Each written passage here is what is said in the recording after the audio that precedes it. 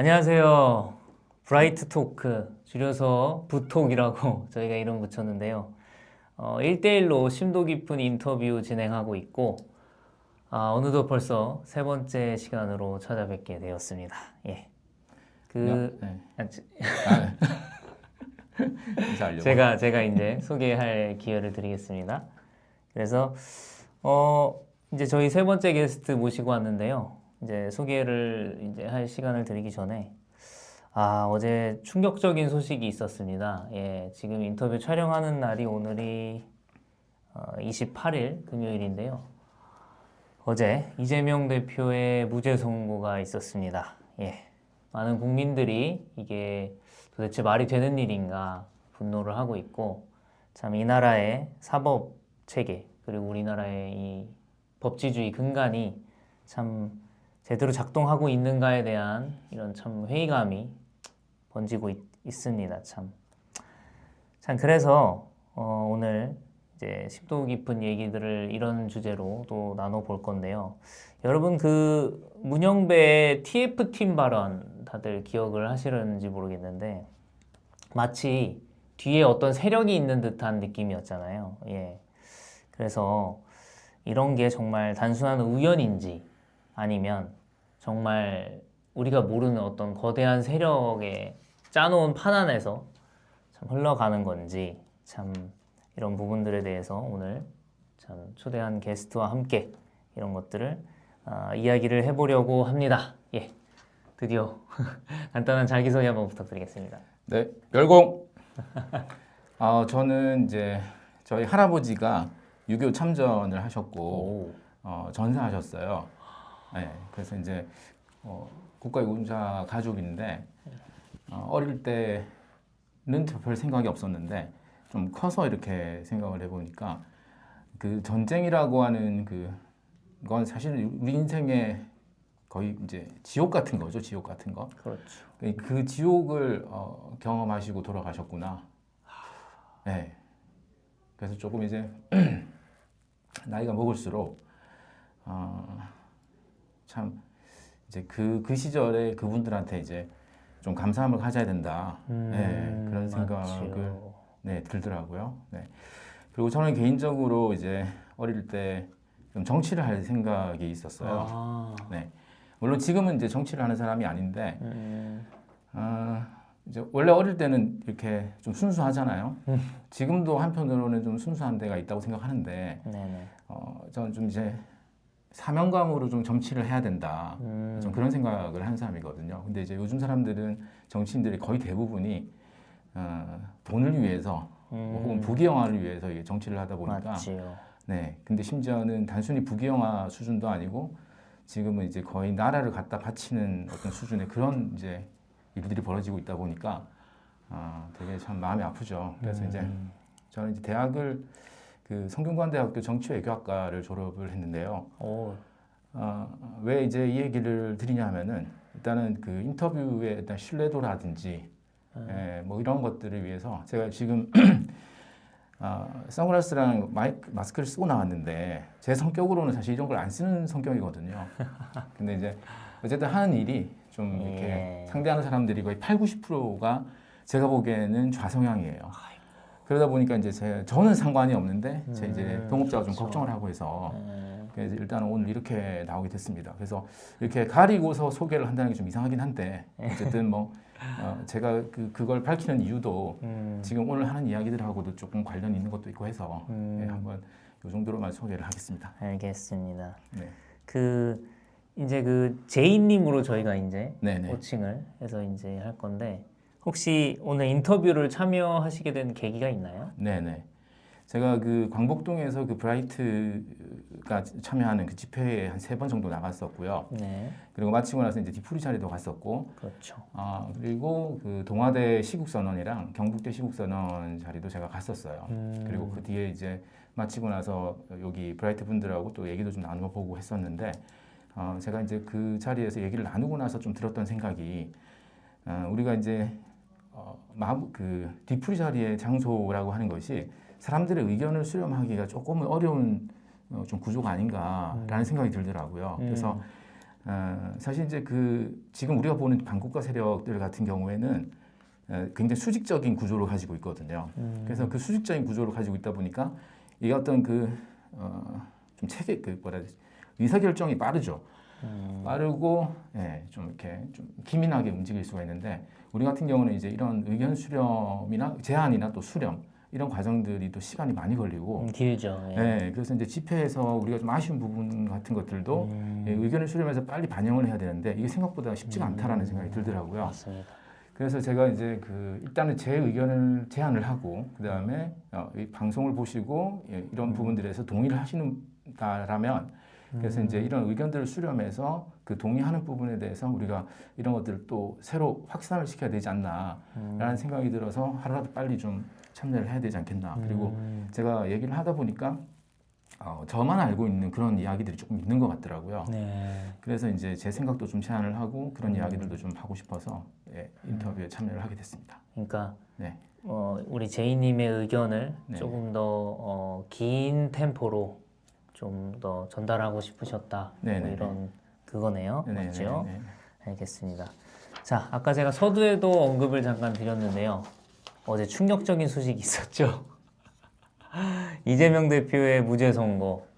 저희 방분들 포함 많은 우파 국민들이 진짜 열받았던 네. 그런 순간인데 네네. 어떤 생각이 드셨나요, 혹시? 와, 저는 이제 그 판결을 보고서는 물론 그 전에도 이제 저쪽 성향의 판사들이 배정됐다라는 기사를 보긴 봤어요. 그렇죠. 쉽지 않겠다 한편으로는. 근데 이제 이게 너무 이렇게 명백한 범죄다 보니까 이걸 무죄를 과연 때릴 수 있을까? 설마 했는데 설마. 역시나 하더라고요. 그래서 딱 그 판결을 보고 들었던 생각이 정말 이재명이는 무슨 일을 어떤 방법을 써서라도 무죄를 받아내겠구나. 그런 사실은 걱정이 좀 들더라고요. 이게 뭐 회유, 협박, 뭐 어떤 매수, 어떤 방법을 써서라도 이걸 해내겠구나 하는 그런 걱정이 좀 들더라고요. 네네. 자, 반드시 해내는 놈이네요. 네, 어떻게 정말. 보면. 정말 대법원 판결도 정말 만만치 않겠다. 네, 그런 생각이 좀 들었습니다. 그 어이가 없더라고요. 저도 봤는데 네. 그 사람들이 말 많이 하는 거 있잖아요. 그 확대 사진. 네, 확대 사진이 확대했기 때문에 조작이다. 조작이다. 그래서 뭐 재밌는 이야기 하시는 분들 많더라고요. 그 우리 네. 교통 위반하면 네, 과태료 고지서 날라오잖아요. 그렇죠. 그것도 다 확대 사진이잖아요. 그렇죠. 이건 조작이니까 안 내도 된다. 그러니까. 뭐 이런 의견도 나오고. 사실 이제 저들이 그렇게 이제 이런 상식을 깨는 판결을 내리고 이런 행위들을 많이 해왔잖아요. 근데 그게 그들한테는 언제나 일석이조 이상의 효과가 있다라고 저는 생각을 해요. 그들한테는. 일석이조. 네, 그들의 입장에서는. 뭐 사실 이제 그런 판결을 내리는 판사의 입장에서 우리는 그들을 반국가 세력이라고 보니까 그들의 입장에서는 뭐 사실 뒷돈을 받았다. 예를 들어서 돈 받아서 좋죠. 그 다음에 그들이 사실은 우리와 같은 자유민주주의를 이렇게 추종하는 세력이 아니기 때문에 그렇죠. 이 시스템을 붕괴시키는 거죠. 그렇게 일석이조요? 네, 일석이조죠. 난 돈 받아서 좋고 나는 공산주의를 추종하는데 이 시스템을 망가뜨릴 수 있고 상식을 파괴할 수 있으니까 또 좋은 거예요.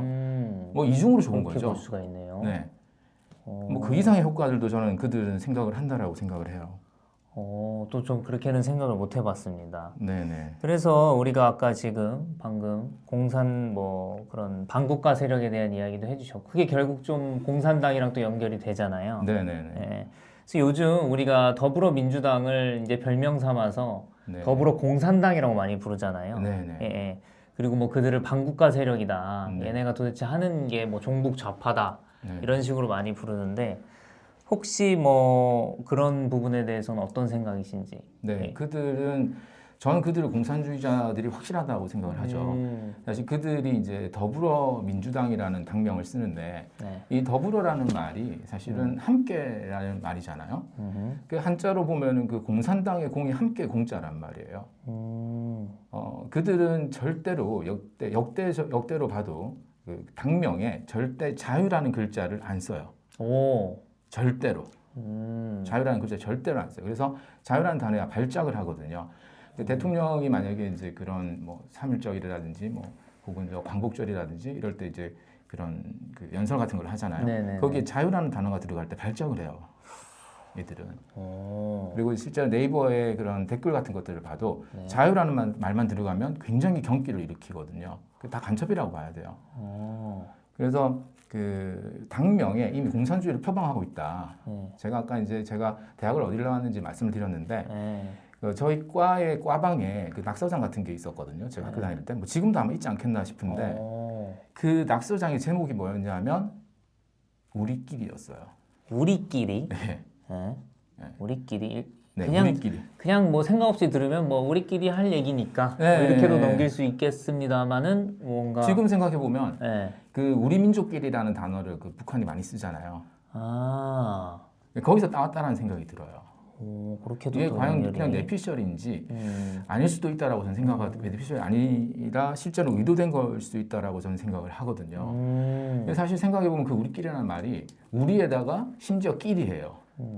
공산이라는 게 함께잖아요.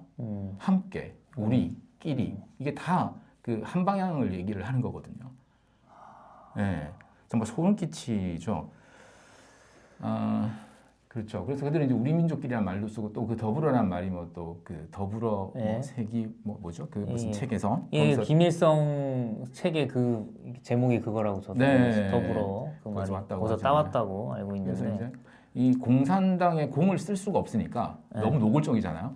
예. 이 공을 쓸 수가 없으니까 돌려서 더불어라고 표현하는 것 같아요. 아, 네, 그리고 아까 그 언급하신 것 중에 네네, 자유라는 단어에 특히 발작한다고 하셨잖아요. 네네. 예. 그거에 좀 추가적으로 얘기를 해줄 수 있나요? 네. 왜 그럴까요? 왜냐하면 이제 네. 그 공산주의자라고 하는 것들은 사실 이제 전체주의자잖아요, 한편으로. 네. 이 전체주의자들은 사실 통제가 기본이기 때문에 네. 이 자유를 주면 통제를 못 하거든요. 그러니까 자유는 나의 적인 거예요. 그들의 적. 그러니까 언제나 통제가 기본값인 애들이 사람들한테 자유를 주면 안 되겠죠. 그러네요. 그래서 자유라는 단어에 발작을 한다고 생각해요. 그리고 그들은 기본적으로 우리하고 다른 부분이 있는데 우리가 이제 요즘 뭐 댓글이나 이런 데 보면은 우리가 주장하는 그들을 비난하는 논리와 네. 그들이 우리를 비난하는 논리가 똑같은 글을 쓰는 것들을 종종 보거든요. 좀 우리 입장에서 보면 황당하죠. 왜 니들한테 써야 될 말을 우리한테 하냐. 그러면 이제 제 3자 입장에서 봤을 때 도대체 누구 말이 맞냐. 너 둘 다 똑같은 얘기하는데 누구 말이 맞냐. 그러네요. 중도의 이런 입장에서 생각이 들거든요. 네네네. 뭐 무관심층의 입장에서 봤을 때 그런 생각이 드는데 그들하고 우리가 정말 근본적으로 다른 부분이 저는 있다고 생각해요. 저들이 그 굉장히 파렴치한 모습들을 2020년경 혹은 그 이전부터 보이기 시작했었는데 네네. 그들과 우리가 정말 다른 점은 예를 들자면 정말 싸대기를 때려놓고 지가 때려놓고 이 때린 놈이 맞았다라고 얘기하는 놈들이 저놈들이에요. 우리는 그런 거짓말은 안 하거든요. 제가 그 어떤 시민단체를 이용해서 저 사람들이 그 우리 쪽의 당을 비난하는 걸 본 적이 있는데 네. 이미 이제 그들이 그 180석 이상의 다수 의석을 가지고 있으면서 네. 어떤 입법을 국민의힘이 반대를 해가지고 통과를 못 시켰다. 이런 얘기를 하는 걸 제가 뉴스에서 본 적이 있어요. 네. 오히려 시민단체가- 뒤집어 씌우는. 그게 말이 안 되는 얘기잖아요. 아니 과반을 가지고 있는 당이 상대방 때문에 입법을 못했다라는 이런 말 같지도 않은 얘기를 뒤집어 씌우는 게 이건 진짜 누가 봐도 거짓말인 거잖아요. 그러네요. 그런 짓들을 저들은 해요. 우리는 사실 그런 짓을 안 하거든요. 우리가 뭐 각자의 입장에서 해석이 다를 수 있다라고 하지만 네네. 우리는 그런 대놓고 그런 말도 안 되는 그 거짓말을 안 하는데 우리가 그것만 보더라도 그들이 우리가 잘못된 건 아니다라고 저는 생각을 해요. 그렇게 볼 수가 있겠습니다. 예. 네네. 그리고 이제 아까 잠깐 언급해주신 네. 그러니까 지금 하시는 일이랑은 다르지만 네네. 전공이 정치셨잖아요. 네네. 그럼 아무래도 그 같은 과 학생들은 정치에 보다 더 고관 여자들이 많을 텐데 그렇죠. 그때의 분위기는 솔직히 어땠나요? 그러니까 뭐 어떤 성향이었나요? 같은 그 친구들끼리. 그때 당시에 예. 제가 이제 사실 나이가 조금 있는 편인데, 네, 뭐 제가 90년대 학번이거든요. 네. 제가 90년대 학번인데 그 당시만 해도 네. 저희 동기들을 봤을 때 대략 네. 정치 성향은 반반 정도였던 것 같아요. 오, 네. 반반 정도인데 이 어떤 과 내의 어떤 주류의 분위기는 사실은 좌였죠. 그러니까 분위기를 주도하는 건 그들이었어요. 역시. 네, 근데 이제 뭐 우리는 다 우리가 또 인간적인 관계로 또 만난 사람들이고 하다 보니까 그렇죠. 거기에 이렇게 이렇게 서로 싸우거나 이런 관계는 또 아니다 하다 보니까 생각이 다르면 그냥 피하는 거죠. 그래서 이제 그 당시만 하더라도 제가 봤을 때는 반반이었다라고 판단을 해요. 네. 지금 저희가 이제 과 동기들 네. 이제 동기들이 다 안 모여요. 요즘은 이제 워낙 그 색깔 때문에 모일 수가 없겠는데요. 네, 네. 그 저는 이제 그것 때문에 다 안 모이는 거라고 저는 확신하거든요. 그렇죠. 그 동기들 실제로 이제 졸업까지 네. 했던 동기들은 뭐 한 25, 6명 정도인데 졸업까지 했던 뭐 정원보다 조금 적게 졸업을 했는데 근데 이제 그 동기들 중에서 지금 저희가 따로 카톡방에 모여 있는 친구들이 한 13명 정도 되거든요. 네. 나머지는 저희와 완전히 다른 정치색을 가지고 있어요. 그리고 이제 우리 쪽 그 안에 와 있는 아이들도 옛날 같았으면 저희 쪽이에요. 근데 제가 보기에는 지금 우리 같은 카톡방에 들어와 있는 친구들도 네네. 다가 아니라고 보거든요. 그래서 한 번에 친구랑 잠깐 얘기를 해봤는데 워낙 이제 세상이 좀 이렇게 어지럽다 보니까 저랑 자주 얘기하는 친구랑 야, 우리 편 몇 명인 거 아니냐? 뭐 그런 얘기를 해봤어요. 누구 이렇게 추려봤어요. 추려봤는데 20%? 20%도 안 되는 거 아니야? 우리 같은 거 이제 극렬하게 반대하는 사람? 심각한 좌경화. 심각하죠. 심각하죠. 그러니까 저희는 70년대생인데 사실 이 나라를 이 꼬라지로 만든 건 사실은 그 86세대라고 저는 생각을 해요. 네. 근데 86세대가 모든 걸 다 가져갔는데 그걸 추종하는 좀 자꾸 험한 말이 나오려고 그러는데 그걸 추종하는 이 참 모자란 그 70년대생들 때문에 네 정말 참 어처구니가 없고 네 좀 그러면 그 친구분들 중에 13분 외는 아예 다른 길이잖아요. 100% 거의 그러면 네, 그분들 그렇죠. 중에 지금 정치적인 활동을 하시는 분도 계시나요? 뭐 기자들 좀 있고요. 기자. 예. 네, 기자들 있고 예전에는 이제 여의도에 있었던 선배구나. 기자들이 있고 대부분 학교에 있거나 대학 교수하거나. 근데 그 대학 교수라는 것도 사실은 정치적인 어떤 그 활동이 가능한 사람이라서. 그렇죠. 네, 그 친구들하고 우리 동기들은 조금 적은 편이에요. 네, 막 진짜 막 예를 들면 국회의원이라거나 네네네. 이런 노선은 저희 동기들은 조금 적은. 네. 적은 편이시고. 네네네. 알겠습니다. 예, 참 그때 분위기도 또 네. 그렇게 갈리네요. 근데 이제 우리가 또 다른 질문을 드려보고 싶은 건 뭐냐면 요즘 그러잖아요. 이제 우리 같이 이제 우파들은 간첩의 존재를 사실 알고 있단 말이에요. 그렇죠. 근데 조금 정치에 무관심한 층들한테 그런 얘기를 하면 네. 10중 8구 이제 야 무슨 요즘 같은 때 간첩이 있냐 네네. 이런 말을 하잖아요. 네네. 예. 그래서 혹시 우리 제이님은 간첩의 존재를 어떻게 생각하시고 네. 뭐 만약에 확실하게 있다고 믿으신다면 뭐 네. 그런 계기나 그런 게 있는지 한번 네. 여쭤보고 싶습니다. 네. 간첩은 항상 존재한다라고 당연히 생각을 했었고, 네. 근데 이제 우리가 어떤 그 반국가 세력이라고 우리가 생각하는 그들이 우리한테 예전부터 어떤 씌워온 그 어떤 프레임이 있는 것 같아요. 그러니까 제가 이제 있는 것 같은데 그게 뭐냐 하면은 그 70년대 뭐 예를 들어서 뭐 박정희 대통령 시절에 이럴 때 이 군부 정부가 네. 이런 독재 정부가 이렇게 학생들을 탄압하기 위해서 네네. 이걸 간첩으로 몰았다.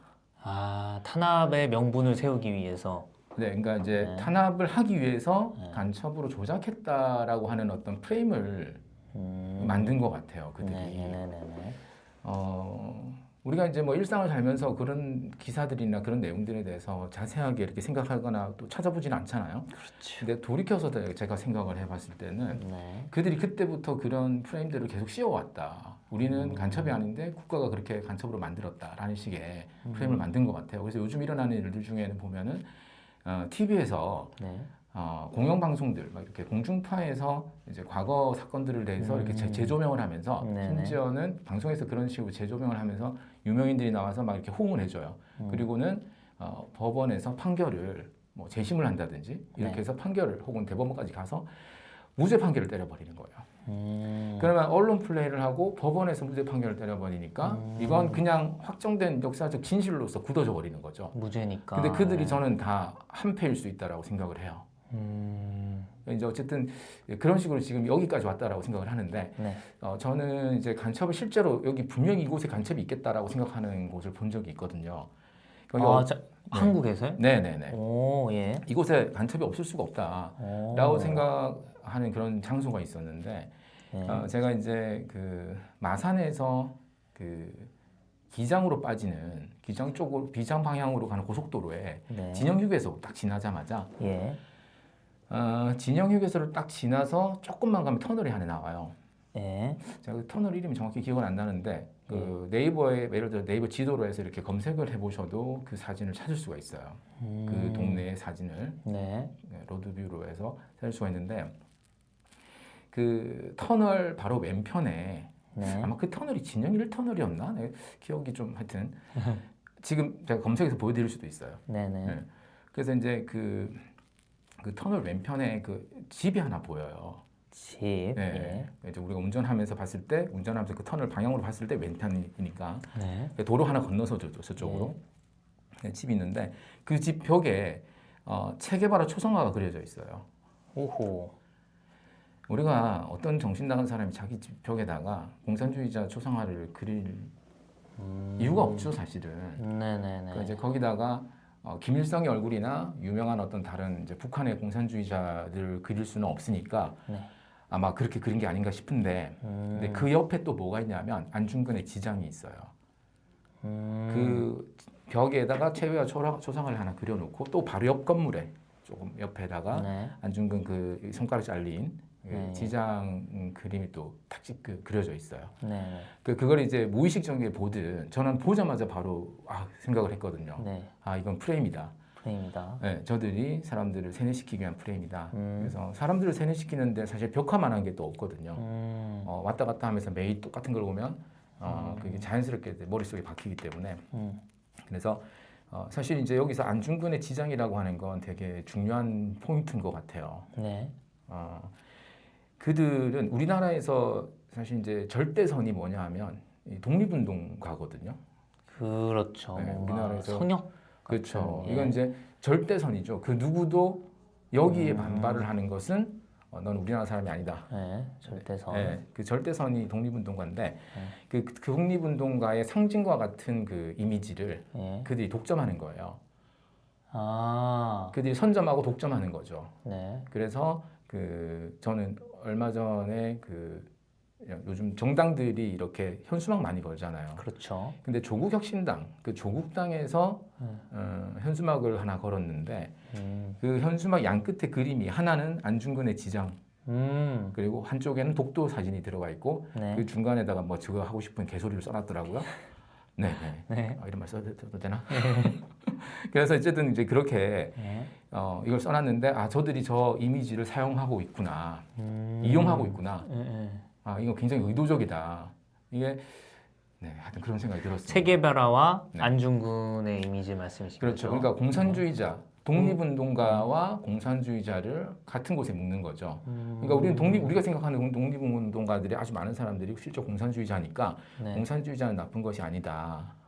이런 식으로 이렇게 서서히 묻어가는. 이렇게 서서히 이렇게 이 어떤 전환을 시키는 것 같아요. 근데 거기다가 예를 들면 뭐 김일성 얼굴 같은 거 넣으면 너무 빼박이니까. 네네네. 우회해서. 그렇죠. 왜냐면 체게바라는 조금 그 뭔가 그 이미지가 조금 희석된 경향이 있거든요. 네. 좀 뭔가 그 패션이나 이런 데서도 쓰고 네네. 문화적으로도 쓰고 하니까 네네. 그 사람이 사실 누군지 모르시는 분들도 아마 많을 거예요. 그렇죠. 그 얼굴은 아는데 그렇죠. 그 이미지는 아는데. 네네. 재밌네요. 네. 그래서 제가 거기를 신고를 한다는 생각을 처음에 못했어요. 네. 그런 생각 못하고 제 친구가 기자니까 제 친구한테 이게 취재 좀 해봐라 했는데 이놈이 좀 시큰둥하더라고요. 좀 열받았는데 그리고 나서 이제 친구분. 좀 시간 지나서 제가 그걸 본 게 한 4, 5년 된 것 같아요. 근데 그리고 나서 또 한 1, 2년 지나서 네. 문득 이걸 빨리 신고를 해야 되겠다는 생각이 그제서야 들더라고요. 문득. 근데 이제 그때가 이미 이제 국정원의 대공수사권을 박탈하던 해였어요. 네네. 그 박탈하는 걸로 결정됐던 해였던 것 같아요. 그래서 이제 국정원에 신고를 했는데 전화 받는 사람이 아 이렇게 그 무관 이렇게 좀 의욕이 없다고 해야 되나? 정말 아 이 전화를 내 전화를 도대체 이렇게 받고 싶은 마음이 있는 건가 싶을 정도로 그런 느낌으로 전화를 받으시더라고요. 그래서 지금까지도 아무 소식이 없습니다. 네. 그냥 진짜 전화 민원인 상대하는 그 이상 그 이하도 아니었네요. 그거보다 훨씬 못했어요. 네. 전화 받기 싫은데 네, 정말 네, 어쩔 수 없이 받는다 이런 느낌이었어요. 맞습니다. 그 국정원을 사실상 뭐 손발을 다 잘라놨잖아요. 그렇죠. 그때가 문재인 정부 때였나요? 네네. 그래가지고 이제 뭐 어찌 보면 그때부터 간첩들이 판을 치기 시작을 했고 네. 지금 와서 밝혀진 거지만 뭐 문 대통령이 네. 그 USB도 전달했고 네네네. 뭐 사드 기밀 다 전달했고 이제 다 나오잖아요. 이제 그렇죠. 참 이런 거 보면 진짜 아니 간첩이 100% 있죠. 뭐 문재인 대통령만 봐도 그렇죠. 네 맞습니다. 간첩이 없다고 생각하기 어려운 것 같아요. 그러니까 우리가 간첩하면 너무 영화 속의 이미지를 떠올리는 것 같아요. 그 무장공비. 그렇죠. 그러니까 그런 형태가 어떻게 보면 줄어들었을 뿐이지. 지금 뭐 예. 그 예전에 제가 그 숫자는 정확히 기억이 안 나는데 네. 뭐 난파 간첩이 뭐 얼마라고 그랬죠? 뭐 10만 명이라고 그랬나? 뭐 예, 그런 들었습니다. 얘기들이 옛날에 그때. 있었잖아요. 예, 네, 사실 엄청난 숫자인데 예. 10만 명이라는 게 진짜 무시 못하는 숫자죠. 만약에 어마어마하죠. 좀 쉽게 생각하면은 50만 명이면은 우리나라 인구 1%거든요. 50만 명. 네네네. 그것의 5분의 1이니까 네. 정말 우리가 지나가다 만나는 사람 중에 누군가가 간첩일 수 있다. 충분히. 네. 그렇게 생각을 해요. 저도 진짜 충분히 공감하는 바입니다. 네네.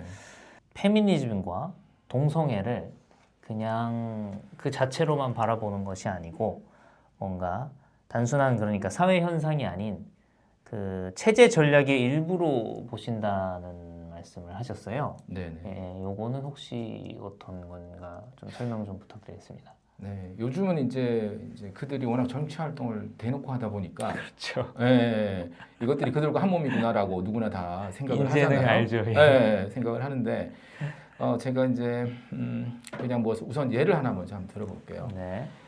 예전 꽤 오래됐는데 그 공공의 적이라는 영화가 있었어요. 네네. 그 영화 자체는 되게 재밌고 잘 만든 영화거든요. 그런데 그 영화의 내용이 굉장히 좀 충격적인 내용이죠. 그러니까 이제 자식이 부모를 죽이는 내용이거든요. 네. 그래서 예전에 우리가 신문 같은 것들을 어릴 때 보면은 이런 기사가 물론 가끔 실리긴 해요. 근데 이제 어마어마하게 충격적이잖아요. 보통 그렇죠. 사람들이면 네. 이걸 상상 자체도 못할 일이에요. 그렇죠. 상상도 못할 일. 근데 이제 저는 이제 그런 생각을 해요. 이게 생각하는 것들이 실제로 현실화된다라고 생각을 해요. 우리가 자주 생각하는 것들이 현실화된다. 네네네. 근데 우리가 그 영화가 사람들한테 그런 존속살인을 보여줌으로써 사람들 머릿속에 그런 것들을 떠올리게 하는 거죠. 상상하게 만들고 떠올리게 하는 거죠. 그러면 이제 그런 일이 더 많이 일어날 수 있다라고 생각을 해요. 한편으로는. 네. 그래서 저는 그 영화를 참 딱 보고 나서 마음이 조금 안 좋았어요. 영화는 재밌게 봤는데 좀 마음이 안 좋았어요. 그래서 나는 이 영화가 공공의 적이 아닌가 그런 생각을 했어요. 네. 근데 이제 이 말씀을 왜 드리냐 하면은 네. 그 동성애라고 하는 것이 역시나 우리가 일반적인 경우로 하면 상상하기 힘든 행위거든요. 네. 보통의 사람들은 그런 게 있는지도 잘 모를 수 있어요. 그리고 요즘 보면 성전환이라든지 이런 것들. 네. 제가 중학교 때인가 아버지께서 이렇게 밥 먹다가 뭐 그런 얘기가 한번 나왔는데 듣고 깜짝 놀랐어요. 그 성전환 수술 얘기가 가지고 네네. 그게 가능해? 그쵸. 예. 정말 너무 충격받았어요. 그 얘기를 처음 예, 듣고. 예. 그랬는데 저는 이제 그들이 나와서 이렇게 시위를 하고 앞에 나와서 이렇게 뭐 행사 같은 거 이상한 걸 하는데 그게 사람들을 학습시키는 거라고 생각해요. 학습. 네. 예. 이런 게 있는 줄을 몰랐던 사람들한테 이런 게 있어. 그리고 이런 것도 있는 거야. 이거 이상한 거 아니야. 하면서 이제 자기와 같은 생각을 가지는 사람을 자꾸 이렇게 전염시키는 거죠. 동성애를 전염시키는 거죠. 예. 그래서 동성애를 전염시킨다는 것은 자기네 편을 많이 늘려가는 건데 예전에 제가 이제 대학교 때 이제 우리 선배들이 읽으라는 책들에서도 보면은 혹은 자료들에도 이 페미니즘과 이게 동성애 이야기들이 종종 있었어요. 근데 그걸 읽으라는 것 자체가 사실은 거기에 거기 우호적인 거예요. 근데 조금 시간이 지나서 이렇게 생각을 해보면 첫 번째 동성애는 일단 가정을 파괴할 것이고, 네. 그래서 이제 결국 이제 인류의 멸종으로 가는 길이죠. 만약에 그게 확산이 되면은, 네. 네. 뭐 그런 건데 나중에 조금 지나서 이제 봤더니 그들이 굉장히 소수 집단이잖아요. 네. 근데 이제 그 소수 집단을 자기네 편으로 안으면서 그들은 절대 반대편 정치 지정에 절대 참여를 안 해요. 그러니까 이거는 소수지만 100%다 내 거다. 그들의 입장에서 소수지만 완벽한 내 거. 그러니까 완전한 집토끼들을 하나씩 자기 편을 만들고. 그러니까 좌파들이. 그렇죠. 네. 그걸 만들어 가는 거죠. 그래서 그런 전략을 쓰지 않았었나. 그런 전략으로서 쓰지 않았었나라는 생각을 해요. 그리고 이제 뭐 사실 이제 뭐 팸이나 이런 부분들에 대해서는 네. 사실 좀 그 우리가 그런 거기 심취한 그 여자분들을 이렇게 뭐 간혹 보게 되는데 요즘은 많이 보죠. 요즘은 사실 상대를 안 하기 때문에 잘 모르지만 어릴 때 이렇게 학교 다니다가도 보면 가끔 보게 되는데 약간 이런 생각이 들더라고요. 이 페미니즘에 이렇게 빠지는 사람들이 도대체 누구냐?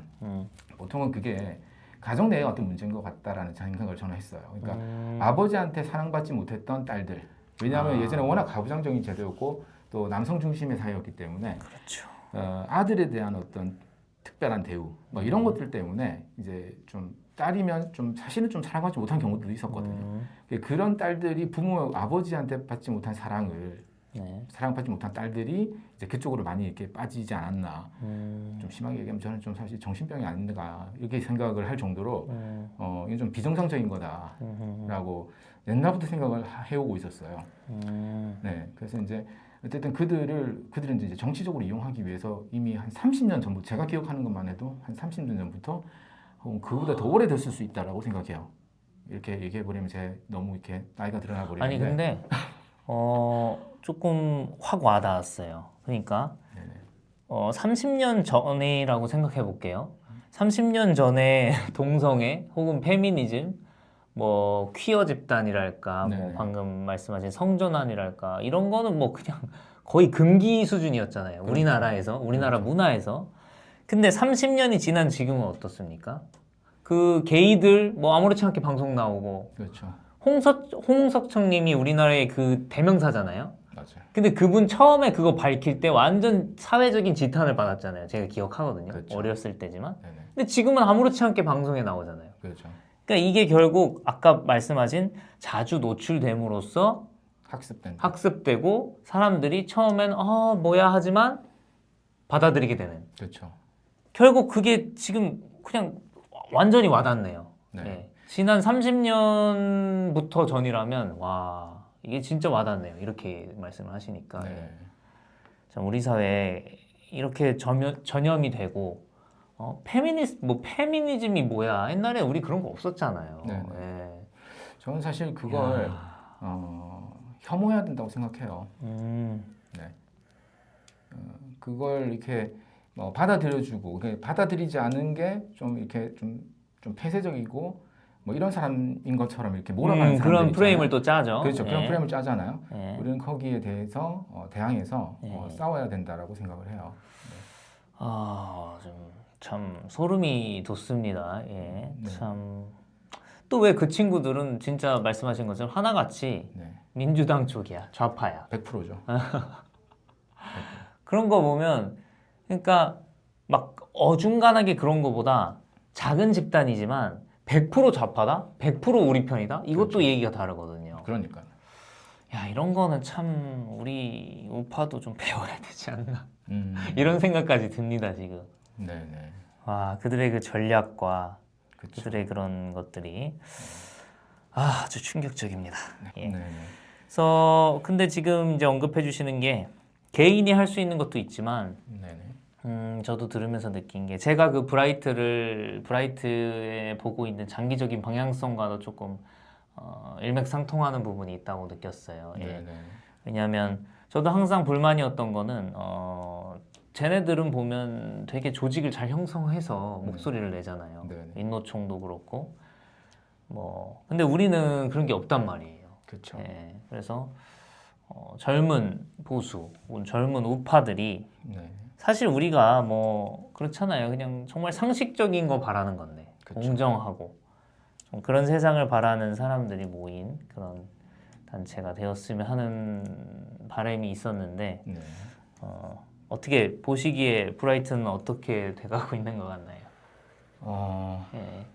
일단 뭐 이렇게 그 많은 사람들을 한 곳에 모으는 것도 사실 능력이라서 이렇게 우리 방장님께서 그 능력이다라고는 생각을 하고 또 거기에 정말 진심으로 참여하는 분들이 정말 많이 계셔가지고 어쨌든 희망이라고 생각을 합니다. 희망이라고 생각하고 이런 분들이 좀 더 많아져야 된다라고 생각하는데 사실 부산 인구에 비하면은 아직은 좀 그렇죠. 부족하지 않나라고 예. 생각하고 네 그래서 그래도 이제 저는 그렇게 보거든요. 지금 네. 집회에 실제로 참여하는 사람들이 그러니까 동시에 100만 명이 나오진 않지만 네. 이 집회에 참여를 실제로 한 번이라도 했던 사람이 저는 그래도 한 100만 명 정도 되지 않나라고 생각을 해요.